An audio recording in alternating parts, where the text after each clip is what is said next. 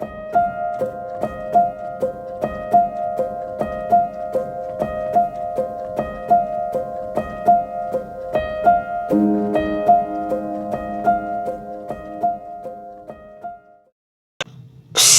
sure to like and subscribe right now. Yes, do it.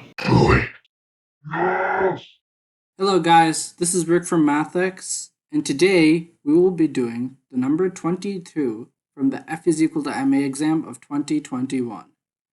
Now, I know I said that we're trying to create some new videos using Manim, but we're still figuring that out. So stay tuned, we're going to have that in an upload soon.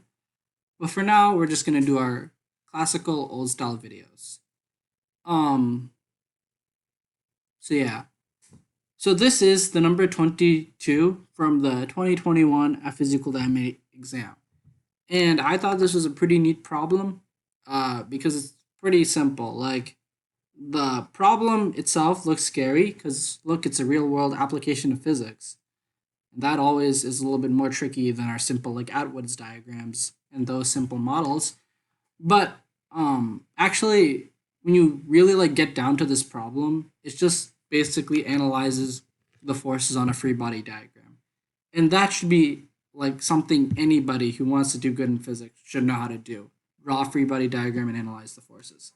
So despite the high ranking on the test, this problem is honestly one of the easiest on the tests. So without further ado, let's just get into the problem. A ship rams into a hunk of metal floating in the sea.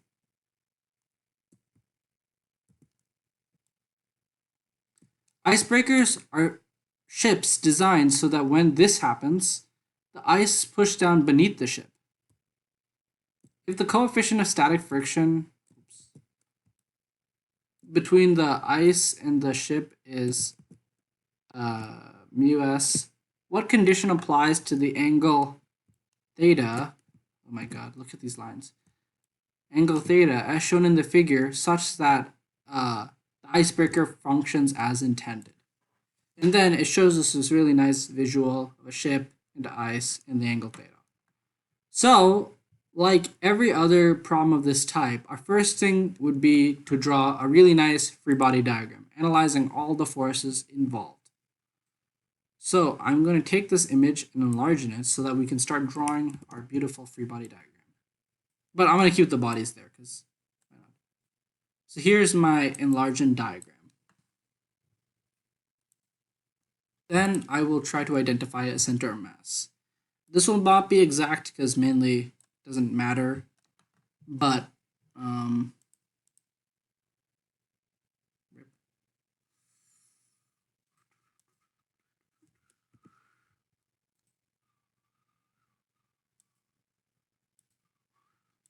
so look at the center of mass, and now we label all the forces involved. If there's an arrow key, I would like to see it. I guess this is fine. So the first force we can obviously identify is the force of gravity. That goes straight down.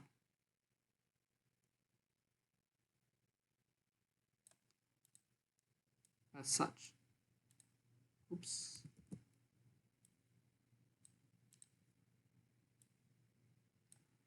Next force is, by Archimedes' principle, the buoyancy force that keeps this up.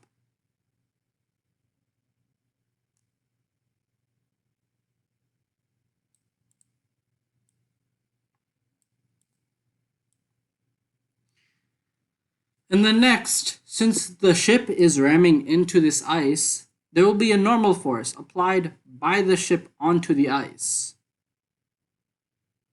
So we can draw that force going like that. Remember, the normal force is always perpendicular to the surface of collision, like the surface of collision.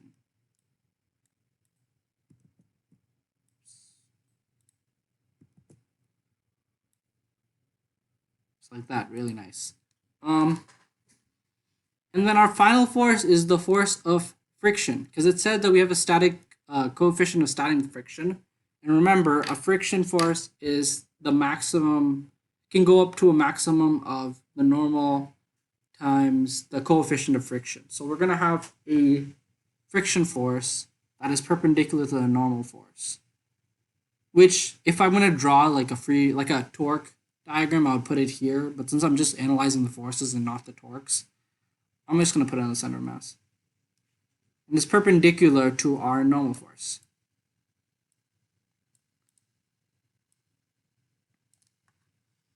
And then just for good habits, I'll label all the forces. You should do this when you draw your own diagram. Okay, that was a terrible B.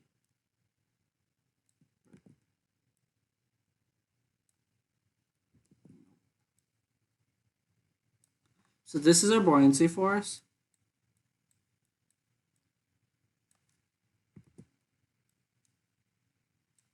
Our force of gravity. Our normal force. And our friction force. So the next step we would need to do is try to understand what it would mean to be pushed down beneath the ship.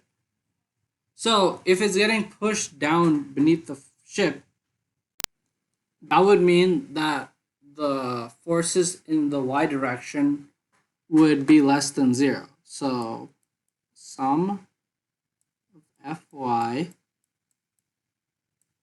would be less than 0. And this, of course, is assuming our standard axes xy, because that makes a difference in the problem. So, in order to better understand this, we should componentize all the forces that aren't already just pointing in the y direction, and then just write it into an equation. So what do we have? We have Fb, buoyancy force, minus Fw. I'm going to rewrite that B because it's really bad.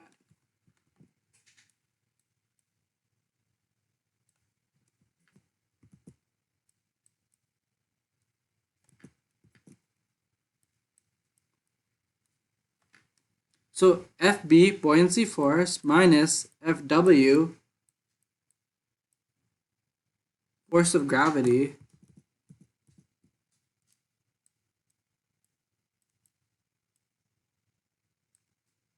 minus, now we need to componentize the friction and the normal force. So this can be done using some pretty simple geometry. Basically drawing a line here.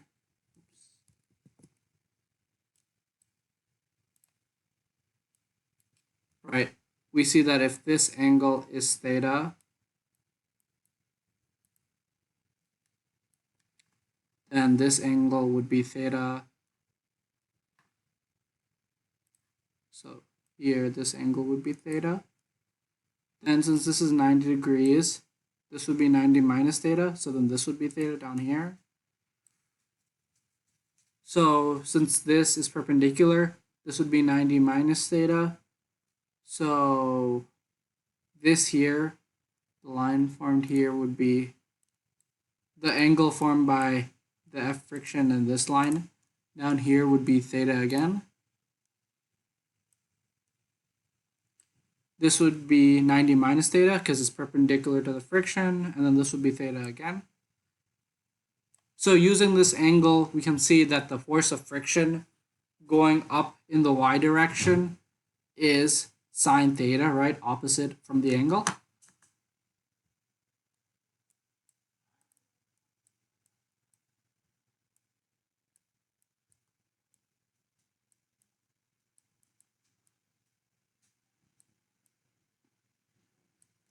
And oh shoot, I put a minus here, but it's actually supposed to be plus, right? Because it's pointing upwards in our standard axis.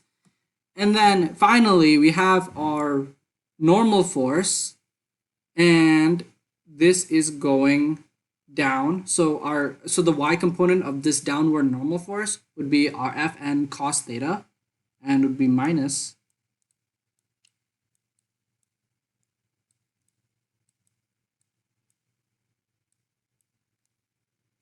and it'd be less than 0.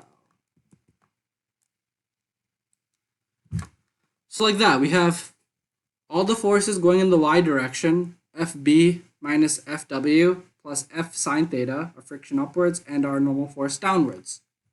But here's the thing, actually. This is 4 forces. We won't be able to solve for all these. So let's see how we can simplify it. Well, one thing we know is that even before the thing collided, the FB and the F weight were already there.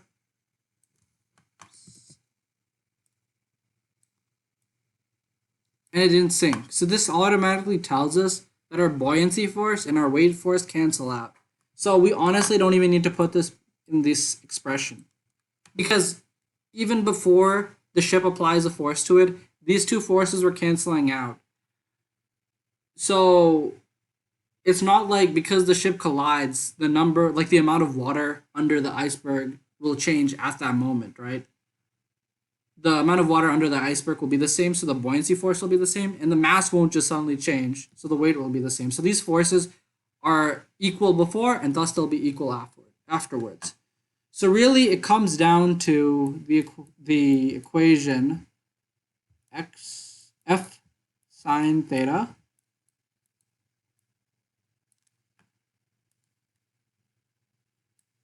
minus Fn cos theta.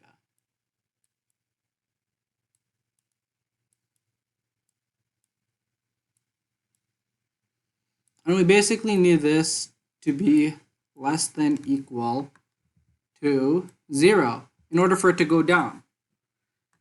Now, here's another thing. Even though we have F friction and F normal force, remember, friction is pretty much just the normal force times the coefficient of friction. That's the maximum value friction can take. So instead of putting F of F here as force of friction, we can instead put mu Fn sine theta. And we can straight up just put the Fn cos theta on the other side. So we have mu Fn sine theta is less than Fn cos theta.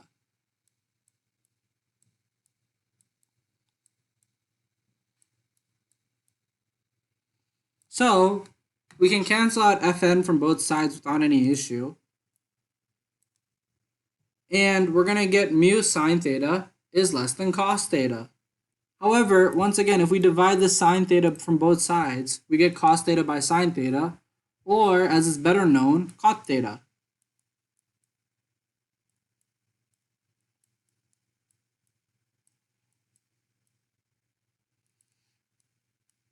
And this actually gives us the relationship we need, because this is one of our relationships here. So I put greater than equal to. Technically, equal to was a little bit like too liberal in my assumptions, because if the force in the y direction was 0, it wouldn't go down at all. But you get the idea, right? It basically, in order for it to go down even a little bit, it has to be greater than mu. So it would just be cot theta is greater than mu. So this was the right way of going about this problem. Pretty much, as you can see, right, this is a number 22, pretty high ranking problem on the exam, right? But what do? We just drew a free body diagram, set up our axes, and we just solved with equations. So as you can see, like, just applying simple strategies to these harder problems will make a big difference. And hopefully this helped you get a better insight into problem solving on the F = IMA exam. So in the future, keep watching out for our Manum videos, and hopefully we'll have some nice math animations up soon. Thank you for watching.